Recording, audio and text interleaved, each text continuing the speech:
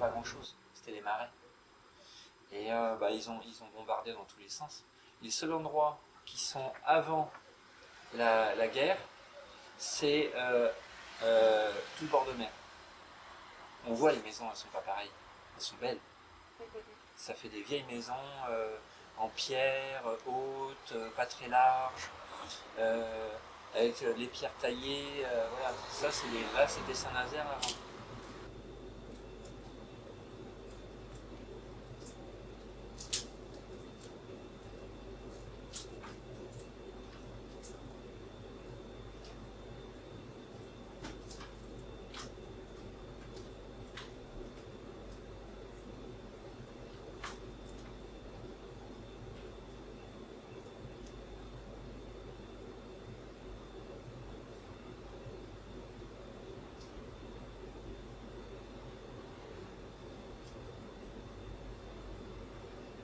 Il y avait des fortifications allemandes, Lorient, Brest, c'était des ports. Et ça a été rasé entièrement. Et d'ailleurs, quand on va, ça m'est arrivé, ça m'avait interpellé la première fois que j'étais allé, je reconnaissais les rues. C'était pareil. Les bâtiments, la forme des bâtiments, c'était exactement les mêmes. Ils copiaient les mêmes choses dans toutes les villes qu'ils ont rasées. Ils ont refait les mêmes sortes de bâtiments.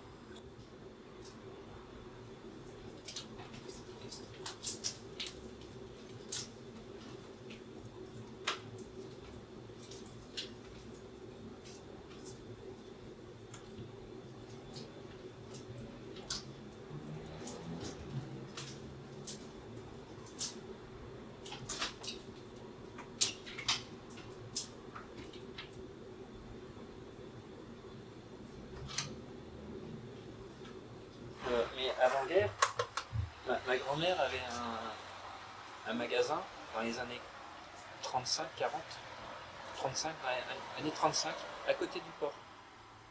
Et quand il y a eu la guerre, il faut lui fermer, parce qu'il se faisait bombarder tous les jours. Après, elle a été à Pornichet, et après, elle est venue. Oui, mon père a repris. Bonjour. Bonjour. Et après, il a agrandi le magasin. Tout le haut du magasin, ça n'existait pas. Avant, le magasin, c'était que le bas. Okay. Il a cassé les murs, il a agrandi. Moi, je suis en train de faire le contraire. Bonjour. C'est un ancien magasin ici. Ah oui. Voilà.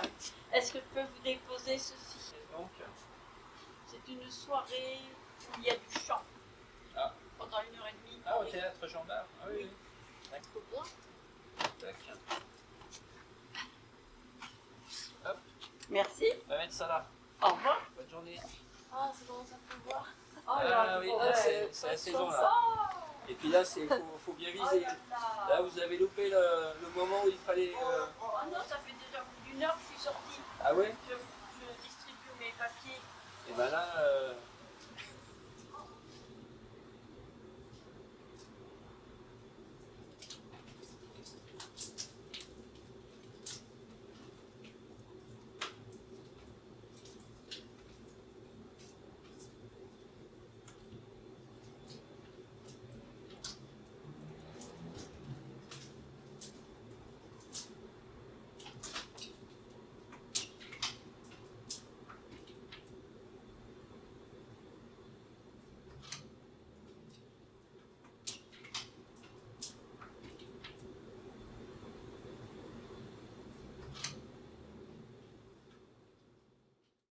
Mon père, quand il était plus jeune, adorait faire la fête et se déguiser. Moi, j'ai pas connu cette période-là. Hein. Alors, j'étais tout petit. Et dans le centre-ville, il y avait un magasin. Donc, il y a 40 ans, 45 ans, qui vendait des costumes, qui vendait des accessoires de fête. Et puis, comme mon père le connaissait assez bien, il allait tout le temps là-bas lui acheter des trucs. Il lui a dit je pars en retraite, est-ce que vous voulez mon stock, mon stock du magasin? Mes vitrines, mes étagères, mon matériel, les costumes en location, tout. Et mon père lui a tout acheté. Donc on a commencé, on avait 2 vitrines, pas très grandes, avec des petits accessoires, des bonbons qui sont pas bons, des bonbons qui tachent la langue, des coussins péteurs, plein de petits gadgets, des poils à gratter, des trucs comme ça, et 30 costumes. Et après, au fil des années, on arrivait à trouver des fournisseurs. Et les fournisseurs, ils avaient un choix de catalogue, mais des fois, les gars, ils restaient la journée complète. Ils arrivaient le matin à 10h, commençaient à prendre un catalogue, ça, fermer le catalogue, un autre catalogue d'un autre fournisseur. Donc ils pouvaient faire représentant en farce, en pétard, en fusée. Ils pouvaient vendre des valises, des jouets pour enfants, ils avaient plein de... Donc on piochait dedans. Et on a fait... à la fin, ça faisait presque... pas la moitié du magasin, mais presque que des accessoires de fête, plus les déguisements dessus. Et là, ça marchait super. Et au fur et à mesure, ça s'est un peu perdu avec le Covid, tout ça.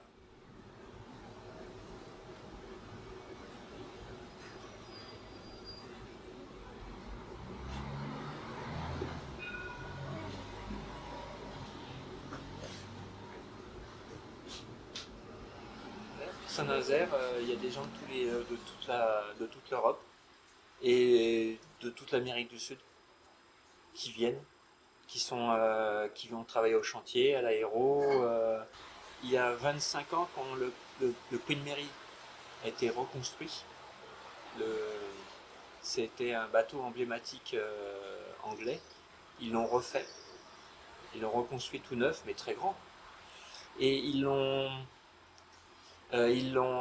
construit ici. Ils avaient besoin de tellement de monde que les boîtes intérim de toute l'Europe faisaient venir tous les intérimaires à Saint-Nazaire.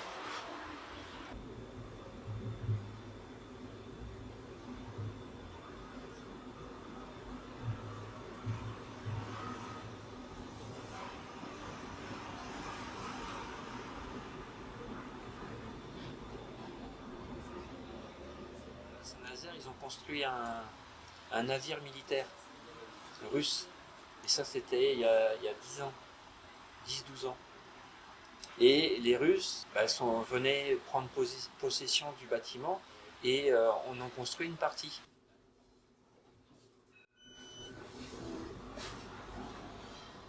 Il y avait des Indiens, il y avait des Polonais, il y avait des Grecs, des Turcs, des Portugais.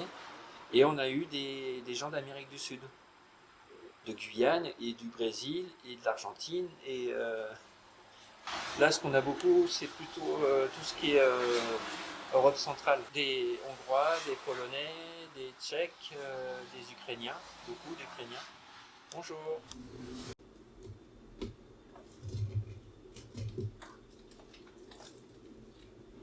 Puis des fois, ils restent. Donc il leur faut la nourriture de chez eux. Donc au début, quand on avait beaucoup de Portugais au chantier, ils logeaient dans les bâtiments autour, dans les hôtels. Puis ils venaient nous voir, ils disaient, vous avez des produits portugais? Je dis oui, un petit peu.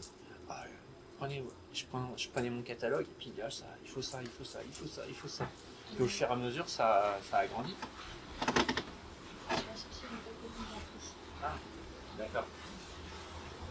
Très bien.